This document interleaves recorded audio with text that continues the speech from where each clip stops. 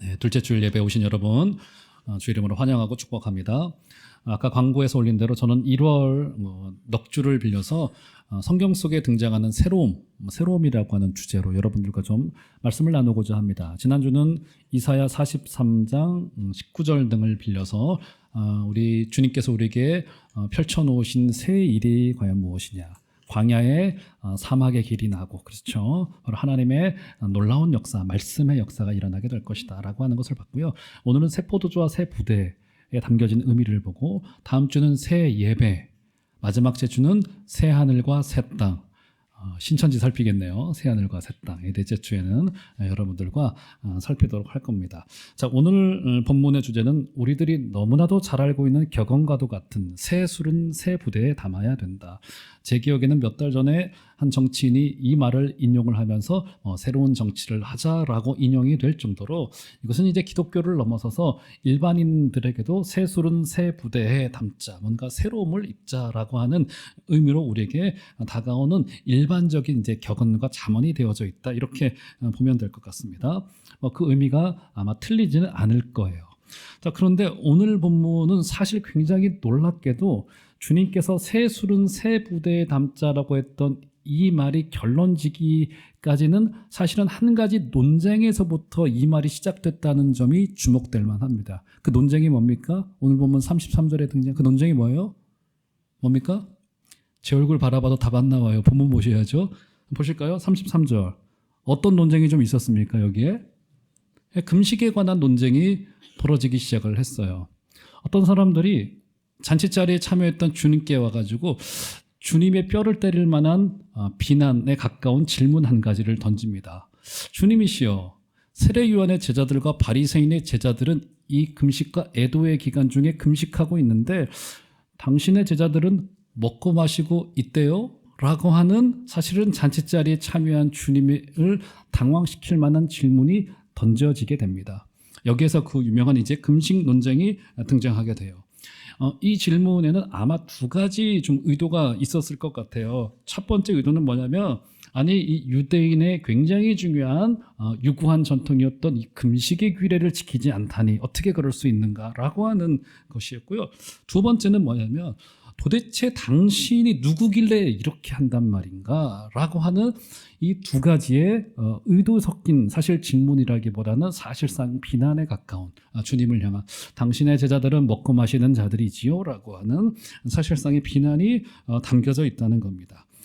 그래서 오늘 본문을 통하여서 결국 주님께서는 막판에 두 가지, 이제 헌옷과 새 옷의 비유, 첫 번째 비유, 두 번째 새 술과 새 부대에 관한 이 비유로 답하시면서, 우리 주님께서는 결국 경직화된 전통으로는 이 땅을 살려낼 수 없고 생명의 역사는 결국 말씀의 역사로밖에 될 수 없다는 결론으로 좀 이르게 되는 거란 말이죠. 그래서 한번 말씀을 따라서 한번 차근차근 한번 오늘 말씀의 결론까지 한번 한 발자국 한 발자국 걸어보도록 하겠습니다. 자, 먼저 금식이에요. 자, 마침 다음 마태복음 주제가 제가 기도 구제, 그 다음에 금식할 차례인데 연말 연초가 되어서 잠깐 멈추고 있는 상황인 겁니다. 우리 주님께서도 금식을 좀 말씀하셨단 말이에요.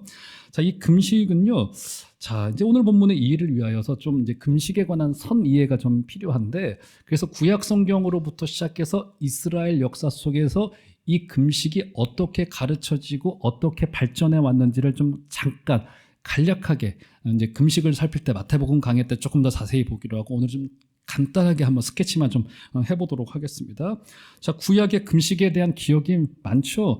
자, 그 첫 번째 기록은 뭐냐면 모세오경의 그 율법에 금식이 기록되어져 있습니다. 언제 금식하라고 했냐면, 여러분 나중에 성경을 찾아보세요. 레위기 16장과 민수기 29장 등에 의하면은 속죄일에 1년에 한 번씩 금식하도록 규정해 놓았습니다. 속죄일 1년에 한 번 있는 그 속죄일에 레위기 16장 29절 이하와 민수기, 원래는 이 성경을 하나하나 좀 찾아보려고 했는데 그럼 시간이 너무 오래 될 것 같아가지고 그냥 뒀습니다. 나중에 성경 찾아보세요. 속죄일에 1년에 한 번씩 금식하도록 했어요.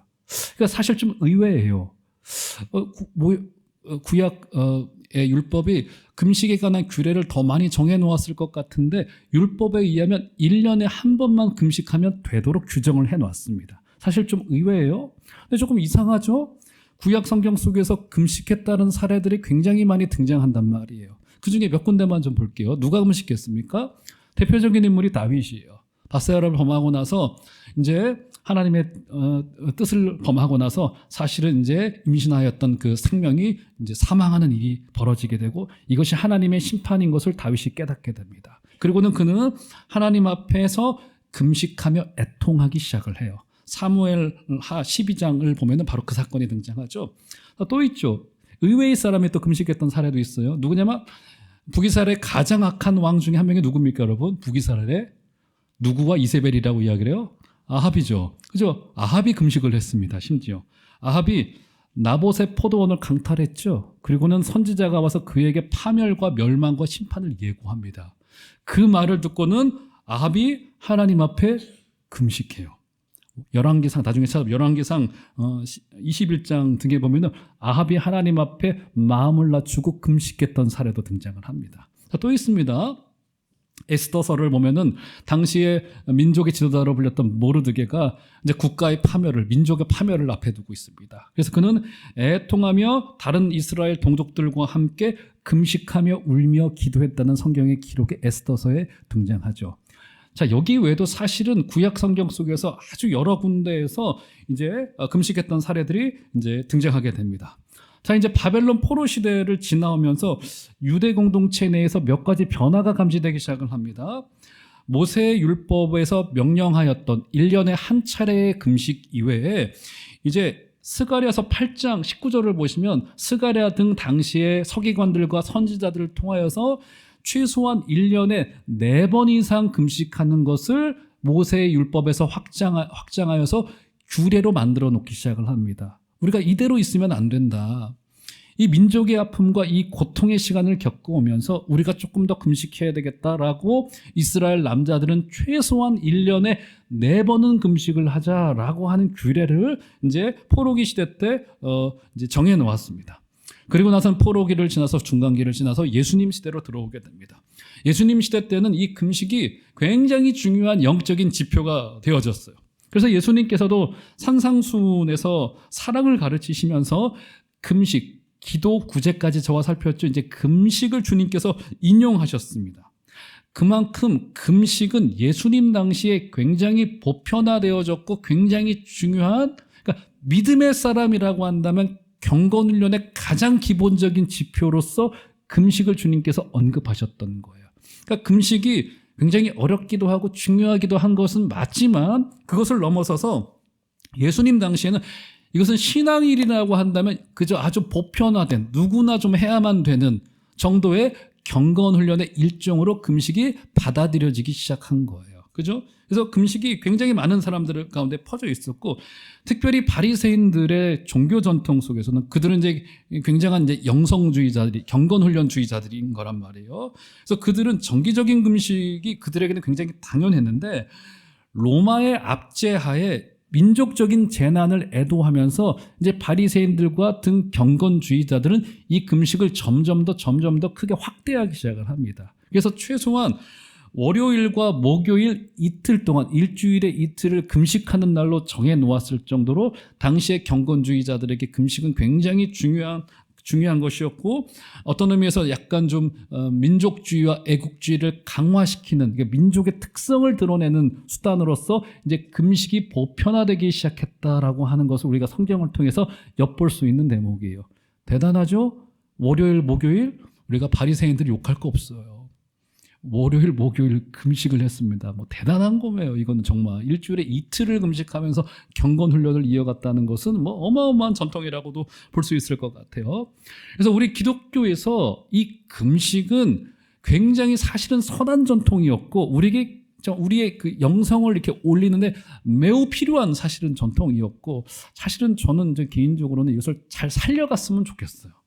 그래서 사실 요즘에 이제 이 금식이라고 하는 게 많이 흐릿해졌어요. 흐릿해졌지만 여기 계신 우리 권사님들이나 우리 은퇴하신 선배님들은 과거에 기억나실 겁니다. 우리 교회가 때마다 일마다 때로는 금식했고 또 저와 같은 목사들은 이런 단임 목회나 교회를 개척하기 전에 21일 금식을 했다. 40일 금식을 했다. 또 전설적인 여기처럼 들려오는 40일 금식을 하다 소천하신 분이 계시다. 뭐 이런 것들이 사실인 거란 말이에요. 금식은 우리 기독교 내에서도 굉장히 선한 전통이에요. 저도 부족하지만 지난 한 주간 동안 특세하면서 특세 기간 때마다 우리 교육자들하고는 제가 점심 금식을 좀 하려고 노력을 하는데 이번 주도 했습니다.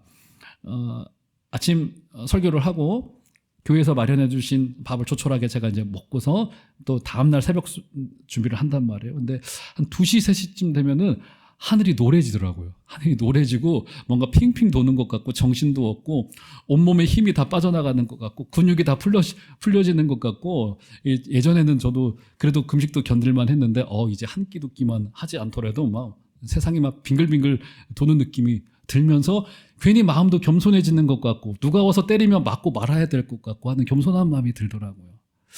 이제 우리 금식 때 제가 여러분들에게 말씀을 드리겠습니다만 금식이 뭡니까? 금식은 애들이 엄마한테 나 밥 안 먹어. 엄마 마음대로 해. 이 걸기대회잖아요. 우리 걸기대회 부리자는 게 아닙니다. 이 금식은. 금식은 하나님 앞에 뛰두르는 걸기대회가 아니라 외부로부터 오는 힘을 다 끊어내는 겁니다. 전부 다 끊어내는 거예요. 전부 다. 그리고는 무엇으로만 살겠다? 오직 주님이 주시는 힘으로만 살겠다는 신앙 고백이 바로 금식이라고 하는 굉장히 선한 전통이에요. 그러니까 외부로부터 오는 음식의 힘이 끊어지면 몸에 힘도 빠지고 뭔가 힘들어지고 하는 것 같지만 그 상황 속에서 오직 하나님만이 나의 힘이 되시고 생의 원천이 되십니다라고 하는 고백이 이 금식 속에 담겨져 있는 굉장히 중요한 핵심 중의 핵심인 거란 말이에요. 금식이 잘 저는 좀 회복이 됐으면 좋겠다. 그래서 여러분 때마다 일마다 혹여나 좀 어려운 일이 있으실 때 하나님 앞에 간절히 구할 일이 있으시면 여러분 하나님 앞에 때로 건강이 허락하는 한도 내에서 금식하시고 아버지 앞에 구하시고 그분께 매달려 주실 때 내가 오직 당신으로부터 오는 힘만으로 살겠나이다라고 하는 고백이 있게 되길 주의 이름으로 축원드립니다. 그래서 여러분들 혹시 금식하시게 되시면 저한테 알려주세요. 저도 여러분들의 금식을 뒤에서 좀 기도를 이렇게 도울 테니까 목사님 저는 이번 주에 이런 일 때문에 제가 좀 금식해야 되겠습니다. 알려주시면 저도 참 여러분들을 좀 기도로 돕도록 하겠습니다.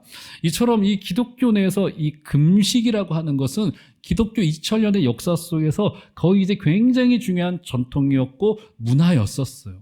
그것을 엿볼 수 있는 대목이 있어요. 서구 기독교 문화에서 금식이 굉장히 중요했는데 여러분 아침 식사를 영어로 뭐라고 합니까? 죄송하지 영어로 쓰면은 뭐예요? 브렉퍼스트라고 이야기를 하잖아요. 브렉퍼스트의 어원이 뭐냐면 break our fast, 금식을 중단하다는 뜻이에요. 지난 저녁까지 지난 밤까지 행했던 금식을 이제서야 멈추고 드디어 숟가락 한 수저를 뜬다는 의미로서가 아침이었던 거예요. 그래서 브렉퍼스트예요. 이건 기독교 문화라고밖에 볼 수 없는 거란 말이에요. 이처럼 사실은 금식은 굉장히 중요한 기독교의 전통이었고 선한 문화였다는 것을 알 수 있어요. 자, 그런데 이 금식 전통이 빈번해지고 관습화되고 보편화되면서 문제가 일어나기 시작을 했어요. 마태복음 때 보겠지만 금식을 정기적으로 행하는 자들이 종교심이 강한 자라고 하는 잘못된 일반화의 오류, 잘못된 기준이 세워지기 시작을 했던 겁니다. 그래서 주님께서는 산상수훈설교에서 금식이 무엇으로 변질될 위험을 말씀하셨습니까? 금식이 외식하는 자로 변경되어질 위험을 주님께서 지적하시면서 이렇게 제안하셨어요. 금식하면서. 마태복음 6장 17절 나중에 찾아보시면 너는 금식할 때 머리에 기름을 바르고 얼굴을 씻으라 이렇게 이야기를 해요. 왜요? 아무래도 금식을 하다 보면은 머리도 푸석푸석해지고 얼굴도 푸석푸석해지기 때문에 머리도 감고 얼굴에 화장품도 잘 바르고 좀 다녀라 이런 뜻이란 거란 말이에요. 문자적으로 그런 뜻인데 이게 어떤 의미를 주님께서 두고 있는 걸까요? 한번 볼까요? 마태복음 6장 18절 올려줘 보시면 자 한번 볼까요? 다 같이 한번 한 소리로 좀 읽어보도록 하겠습니다. 시작. 이는 금식하는 자로 사람에게 보이지 않고 오직 은밀한 중에 계신 내 아버지께 보이게 하려 함이라. 은밀한 중에 보시는 내 아버지께서 갚으시리라. 네, 제가 저 이야기 이제 지나간 마태복음 강의 때도 말씀을 드렸지만 여기 두 종류의 관객을 대비시키고 있는 겁니다. 지금 뭡니까? 사람 앞에 서냐 하나님 앞에 서냐의 관객을 대비시켜 놓고 있는 거예요. 저게 사람의 첫째 줄에 등장하고 있는 사람에게 보이다라고 하는 이 동사의 의미는 공연을 하는 극장 안에 있는 상황을 이야기해 주고 있는 거예요. 그러니까 지금 무슨 말이에요? 결정하라는 거예요. 뭘요? 우리의 관객이 누구인지를 결정하라는 겁니다. 기도할 때, 구제할 때, 금식할 때 우리의 기도를 들으시고 구제를 받으시고 게다가 금식으로 하나님 앞에 나아가는 우리의 이런 모든 중요한 영적인 전통 속에서 그것을 들으시는 진짜 관객이 누구인지를 사람이냐 아니면 하나님이냐를 결정하라는 거예요. 참 저 말을 들을 때요, 저처럼 늘 앞에 서는 사람들은요 참 서늘해집니다. 목사들이 여러분들 좋은 일 다 시키고 저 망하면 안 되잖아요. 그렇잖아요. 지난 세기 독일의 그 존경할 만한 그 보네퍼 목사님께서는 이 부분에 대하여 산상수훈 설교를 하시면서 이런 말씀을 남겨놓으셨어요. 제가 그대로 인용하여 왔습니다. 한번 들어보시겠어요? 만약 내가 나 자신을 내 기도의 구경꾼이 되게 한다면 더욱 악한 일이다. 나는 내 방에 홀로 있을 때도 나 자신을 위하여 매우 멋있는 쇼를 준비할 수 있다. 이 말 굉장히 서늘하게 들립니다. 심지어 홀로 하나님께 기도할 때조차도 그 기도가 나의 의를 만족시키려고 하는 나의 쇼일 수 있다는 매우 영적으로만 수술대 위에 올라가 있는 발가벗겨진 이 말씀 속에 저는 그렇게 느꼈습니다. 때로는 우리의 의가 이렇게 무서운 거예요. 그러니까 이 금식이라고 하는, 기도라고 하는 이 선한 전통조차도 나를 만족시키려고 하는 굉장히 중대한 문제가 될 수 있다는 사실 경고였던 거예요. 그래서 금식의 핵심이 뭐냐는, 기도의 핵심이 뭐냐는 것은 결국 하나님을 배우는 경건 훈련이어야 된다는 겁니다. 하나님과 우리와의 사귐에 관한 문제이고, 금식은 하나님으로부터 오는 힘으로만 살겠다는 고백이고, 이 땅의 모든 풍요와 이 땅에서 살아내면서 소비를 해나가면서 만족스러운 우리 마음의 것들을 다 내려놓고, 제가 이제 얼마 전에 뉴스를 듣는데 뭐 우스갯소리를 하는 뉴스였었어요. 뭐 뉴스가 심각한 것도 있고 재밌는 것도 있지 않습니까? 자동차 이야기를 하다가 어떤 분이 그런 이야기, 요즘 자동차 승차감이 좋다 이런 얘기 하잖아요. 그런데 이해를 했는데 자동차가 하차감이 좋아야 된대. 그 여러분 뭔지 아세요? 자동차 하차감이 좋아야 돼. 승차는 차를 탈 때, 차를 움직일 때 이게 시트가 뭐 안정돼야 된다 뭐 이런 거잖아요. 근데 자동차가 하차감이 좋아야 된대요. 이 젊은 사람들 다 아는 이야기더라고. 저도 몰랐어요. 아시죠? 이 젊은 분들 다 알 거예요. 청년들 소소한. 하차감이 뭡니까? 차 문 열고 내릴 때 다른 사람들이 내 차를 바라봐주는 시선이 하차감. 하차감이 좋아야 된다. 하차감이 좋아야 된다. 진짜 저는 몰랐던 신조어였고요. 승차감, 하차감 할 때 뭐 이게 아니에요. 내릴 때 그 삼각형의 이 자동차 키를 들고서 돌려내면서 사람들이 나를 바라봐주는 그 시선, 그것으로 먹고 사는 거예요, 사람들이. 우리는 아니죠. 왜 금식하는 겁니까? 왜 기도하는 거예요? 이 땅의 풍요와 소비를 끊어내고 오직 하나님으로부터 오는 내가 힘으로 살겠나이다. 이 고백을 가지고 살아내는 거 아니겠습니까? 사랑하는 정함제일교회 성도 여러분 금식할 일이 있으시면 금식하시고 저에게 알려주시면 기도로 뒤에서 빵빵하게 밀어드릴 테니까 때마다 일마다 하나님께 구하게 되신 여러분들 되시길 주의 이름으로 축원드립니다.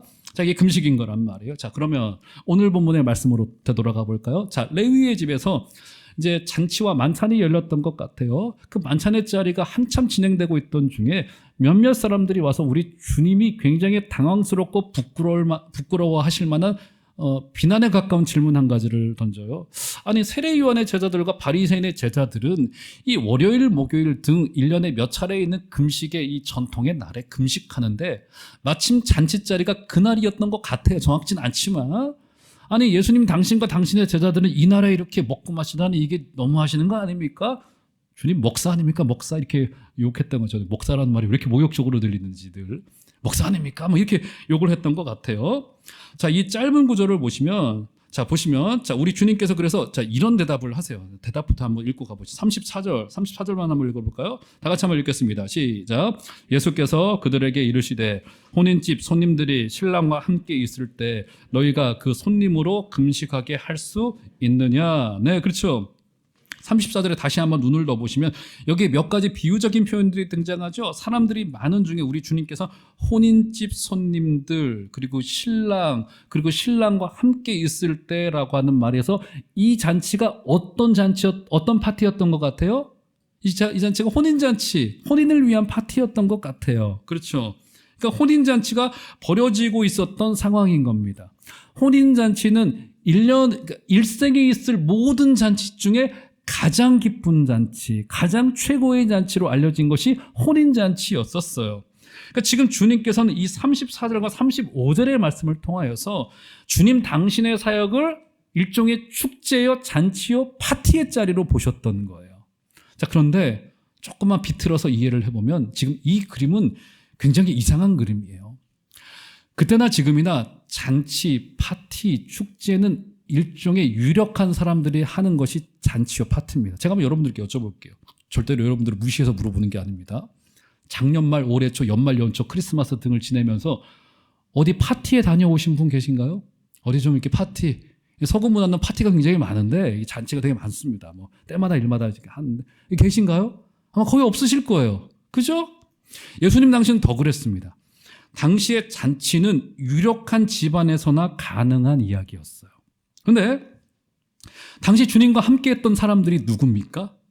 예수님의 제자들은 대부분 어부들이었고요. 예수님을 추종하는 사람들은 대부분 죄인들이었고요. 그리고 여기 레위를 대표하듯이 당시에 세리들이 백성들에게 모욕을 받는 세리들이 예수님을 추종하고 따르던 자들이었어요. 한마디로 무슨 그림이 그려지고 있는 겁니까? 우리 주님께서 지금 이런 사람들을 모아서 상류층이나 즐기던 잔치자리를 버려놓으신 거예요. 조금만 비틀어서 생각을 해보면 어떤 그림이 되냐면 주님의 인기가 오르고는 있었지만 좀 험한 말 제가 쓰겠습니다. 세상 말로 좀 가짜는 사람들 데려다가 잔치자리에 버린 거예요. 얼마나 우스운 그림이에요. 그렇지 않습니까? 우리 주님이 그런 사람들하고 어울리는 것도 조금 우스운데 그런 사람들하고 다 이렇게 모아놓고 좀 가짜는 잔치, 뭐 지들끼리의 혼인, 누가 결혼하는 모양이죠. 그런 잔치를 벌이고 있는 이 모습이 너무 이상하기도 하고 사실상 굉장히 우스운 그림인 거예요. 이 그림이 너무 웃긴 그림인 겁니다. 주님이 이렇게 이상한 잔치를 벌이셨어요. 우리 주님은 분명히 극단적인 금욕의 사람으로 이 땅을 살아내지 않으셨고요. 오히려 때때로 우리 주님께서는 이렇게 잔치자리를 벌이시면서 먹고 마시는 자라고 하는 비난을 때로는 받기도 하셨습니다. 한번 볼까요? 자, 마태복음 11장 19절 올려줘 보시면 주님 이런 비난까지도 받으셨어요. 마태복음 11장 19절 보시면 인자는 와서 먹고 마심에 말하기를 보라 먹기를 탐하고 포도주를 즐기는 사람이요 세리와 죄인의 친구로다 하니 지혜는 그 행한 일로 인하여 옳다함을 얻느니라 라고 하면서 첫째 줄 둘째 줄 보세요. 주님은 먹기를 탐하고 포도주를 즐기는 사람이다 라고 하면서 경건하지 못한 먹보라고 하는 놀림을 주님께서 받으셨단 말이에요. 그러니까 메시아라고 한다면 금식이라고 하는 전통으로 좀 있어야 되는 거 아닌가라고 하는 폄훼가 주님께 있었던 거예요. 근데 우리 주님께서는 어떤 걸 지금 웅변적으로 말씀하신 거예요? 경직화된 금식으로 대표되어지는 당시의 경직화된 종교 전통으로는 사람을 절대로 살려낼 수 없다. 절대로. 오히려 기쁨으로 대표되어지는 저 포도주와 잔치와 축제와도 같은 이 복음의 그 역동성과 그죠? 이 기쁨으로 대표되어지는 주님의 사역을 지금 주님께서는 이렇게 웅변적으로 말씀하신 거예요. 그래서 교회와 성도의 중요한 특징 중에 하나가 뭐냐면 바로 기쁨이에요. 기쁨. 영적인 즐거움입니다. 즐거움. 초대교회 역사를 읽어보면요. 기독교인들을 향하여서 기뻐하는 자들이라고 하는 별칭을 붙여놨습니다. 지금은 기쁨이라고 하는 게 당연한 거죠. 근데 그때는 거의 멸시에 가까운 표현이었어요. 한마디로 뭐냐면 야 쟤들이 웃고 다니네.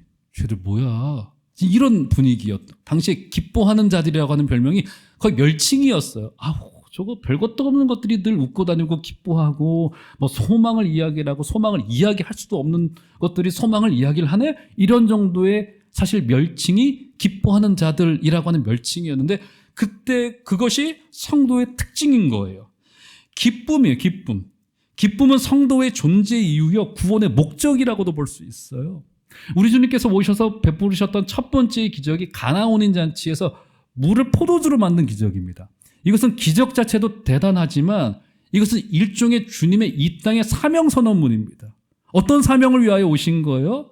우리에게 구원을 베푸신 구원을 통하여서 우리에게 회복되어져야 될 기쁨을 주님께서 회복시키시겠다라고 하는 주님의 사명 선언문인 거예요. 그래서 성도들에게 기쁨이라고 하는 것은 굉장히 중대한 표지입니다.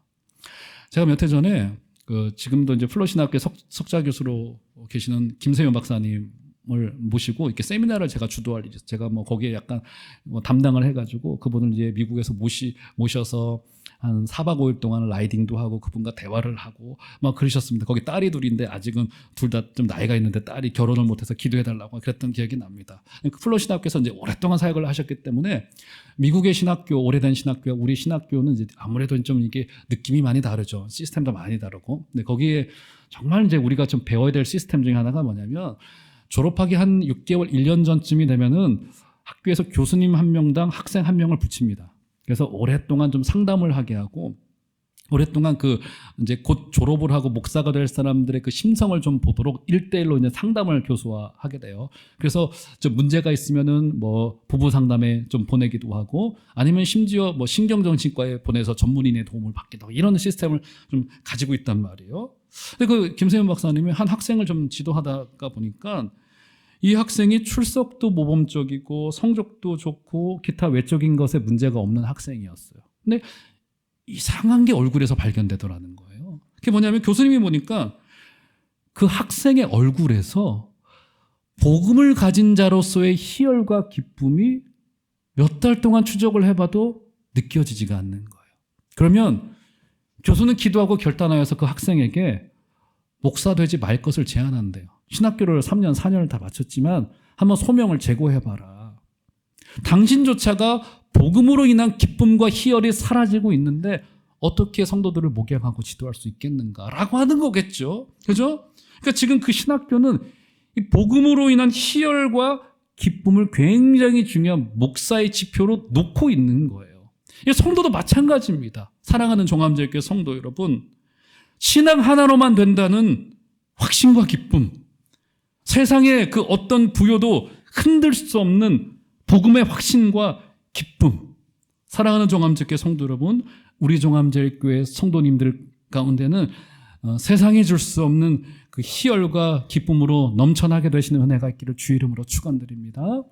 우리 주님께서는 이 금식의 전통을 말씀하시면서 경직화된 전통으로는 사람도 살려낼 수 없고 더더군다나 믿지 않은 자를 주께로 내려오는 것은 불가능한 일이다. 그런 이야기를 주고 말씀하신 거예요. 자, 그러시면서 우리 주님은 이 금식 논쟁을 결론짓기 위하여서 두 가지 비유를 말씀하십니다. 한번 볼까요? 자, 첫 번째 비유는 바로 헌옷을 깁는 비유입니다. 36절 한번 읽어보시면 다 같이 한번 36절 한 소리로 좀 읽어보도록 하겠습니다. 시작. 또 비유하여 이르시되 새 옷에서 한 조각을 찢어 낡은 옷에 붙이는 자가 없나니 만일 그렇게 하면 새 옷을 찢을 뿐이요 또 새 옷에서 찢은 조각이 낡은 것에 어울리지 아니하리라. 네, 여기 보면은 새 옷에서 한 조각을 찢어서 헌 옷을 이렇게 깁는다라고 이야기를 합니다. 여기 우리 저보다 연배가 높으신 분들은 깁은 옷을 입어보신 경험이 있으시죠? 저도 이제 이거를 어렸을 적에 입어봤습니다. 제가 할머니랑 같이 살아가지고 할머니가 이제 일제시대를 지내오신 분이라 늘 이렇게 많이 아끼셨어요.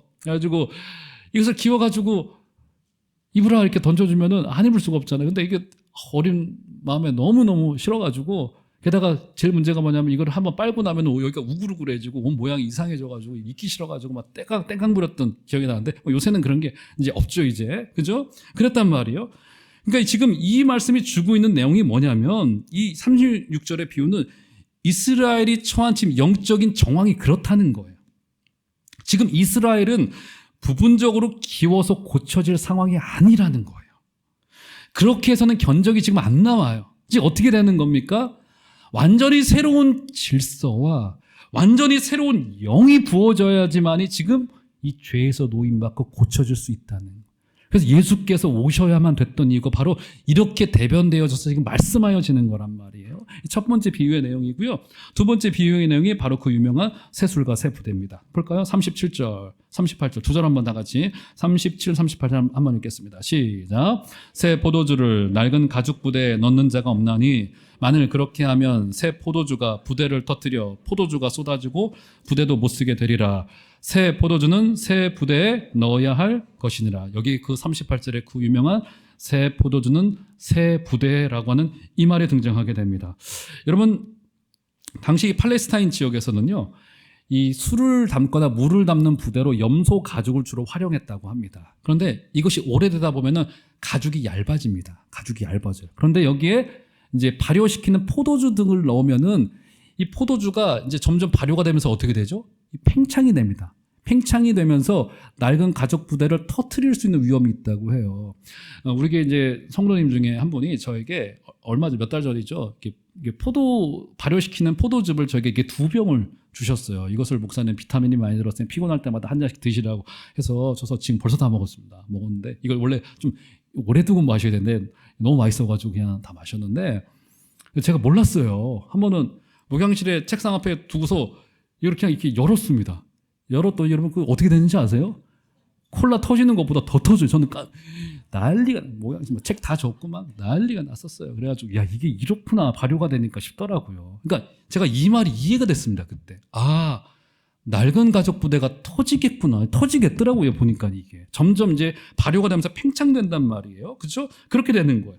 그래서 새 포도주는 낡은 부대에 넣으면 안 되고 새 포도주는 새 부대에 넣어야 튼튼한 가죽 부대에 넣어야 된다는 거예요. 새 술은 복음을 의미하고요. 새 부대는 기존의 경직화된 금식으로 대표되어지는 과거의 전통으로는 되지 않는다라고 하는 그래서 주님께서 이제 곧 세우실 신약의 교회를 대표하는 것이 새 부대가 뜻하는 바예요. 새 부대가. 그러니까 지나친 금식 준수로 대표되어지는 경직화된 전통으로는 복음을 담아낼 수 없고 복음의 역사를 일으킬 수 없고 더더군다나 죽어가는 영혼들을 돌이킬 수 없다라고 하는 주님의 말씀이셨던 거예요. 여러분 이 일에 대하여 기독교 역사에서 가장 이것을 잘 실천했던 인물들 중에 하나가 누구냐면 바로 16세기, 17세기를 보냈던 종교개혁가들이었습니다. 종교개혁가들의 굉장히 중요한 모토 중에 하나가 뭐냐면 개혁교회는 우리가 개혁교회입니다. 항상 개혁되어져요. 개혁교회는 로마교회의 경직화된 중세의 수백 년의 전통으로부터 우리가 로마서와 갈라디아서가 말하고 있는 그 복음의 이신층의 정신으로 되돌아온 거거든요. 개혁교회는 항상 개혁되어져야 된다. 여기서의 개혁은 오해하지 마세요. 사회를 뒤집어 엎는 혁명이 절대로 아닙니다. 여기서의 개혁은 항상 성경 위에 서 있는지를 재확인하자는 거야. 성경의 전통으로 되돌아가자는 거예요. 예수님 당시 때도 위기였지만 지금 기독교 150년의 역사를 가지고 있는 우리도 어느새 긴 역사도 아닌데 위기라고 밖에는 말할 수 없을 것 같습니다. 여러 가지 현상들이 있어요. 그런데 그 현상의 본질은 뭐냐면 바로 말씀의 빈곤이 있습니다. 이것을 신학의 빈곤이라고 이야기를 하고요. 신학이 빈곤하다 보니까 자연히 이 강단에서 약화가 찾아왔고요. 그래서 교회가 사람의 필요를 따르거나 시대의 정신에 굴복하거나 아니면 정권의 폭정에 휘둘리면서 이제 이것이 퇴적물처럼 점점 더 쌓여오면서 이것들이 전부 다 퇴적이 되면서 이제 위기라고 하는 하나의 결과물로 우리에게 오게 된 건데 그 시작은 뭐냐면 결국 말씀의 빈곤, 신학의 빈곤. 왜곡된 신학은요, 결국 신앙을 너무 좁게 만들어 놨습니다. 우리의 신앙을 전부 다 개인화시켜 놨습니다. 내가 구원받고 내가 잘 되고 내 마음 위로받고 내 자식들 잘 되고 하면은 된 거지 라고 하는 것을 거의 전부처럼 받아들이는 경향성이 굉장히 짙은 것이 사실은 사실이에요. 기억나시나요? 10여 년 전쯤에 우리나라의 기독교 도서 중에 아주 선풍적으로 팔렸던 책 제목 중에 하나가 잘 되는 나입니다. 잘 되는 나. 미국의 그 유명한 텔레반젤리스트인 조엘 오스틴 나중에 한번 찾아보세요. 얼굴이 잘생겼습니다. 목사님이신데 말도 얼마나 수려한지 몰라요. 우스갯소리도 너무 잘하고요. 그분이 전했던 왜곡된 복음이에요. 잘 되는 나. 그러니까 기독교가 가르치는 게 뭐냐면 나 예수 믿고 천국 가고 이 땅에서도 잘 되고 무조건 성공하고 높은 자리에 올라가는 것이 바로 복음이고 기독교가 가르치는 바라고 하는 것에 대해서 미국인들도 굉장히 환호했고요. 그 책이 제가 알기로 우리나라에서 수십만 권 팔렸습니다. 기독교 서적 중에 베스트셀러 중에 셀러. 아마 여러분들 집에도 한 권씩 있으실지도 몰라요. 엄청나게 팔려나간 책입니다. 엄청나게. 제가 얼마 전에 한 칼럼을 읽다가 이런 문구를 발견했어요. 어떤 아빠가 전화를 받았어요. 아들로부터. 아들이 첫 직장에 이제 가기 위하여서 면접을 보러 가고 있던 중입니다. 아빠, 기도 좀 해주세요. 저 면접 잘 볼 수 있게. 그래, 기도할게. 하고 기도를 하려는데 아버지의 마음속에 부담감이 쭉 밀려오면서 자신의 노트에 기도문을 적었습니다. 그 기도문이 기사에 실린 적이 있는데 제가 그대로 좀 읽어드리도록 하겠습니다. 하나님, 우리 아들이 이 불확실과 불안과 초조함을 잘 겪어내면서 건강한 인간이 되게 하시고 성공과 확신으로만 똘똘 뭉친 괴물이 되지 않도록 인도해 주옵소서. 저도 한 아비로서 이 말을 읽는데 좀 뜨끔했고요. 누가 아들의 성공을 바라지 않겠습니까? 다 바랍니다. 하지만 이 기도문을 보면서 내가 나의 자녀들을 어떻게 길러야 될지, 그리고 더 나아가서 우리 교회 젊은 세대, 다음 세대들에게 어떤 성경적인 가치를 심어줘야 될지에 대한 고민에 이르지 않을 수가 없었습니다. 우리는 성경의 가치로 되돌아가야 됩니다.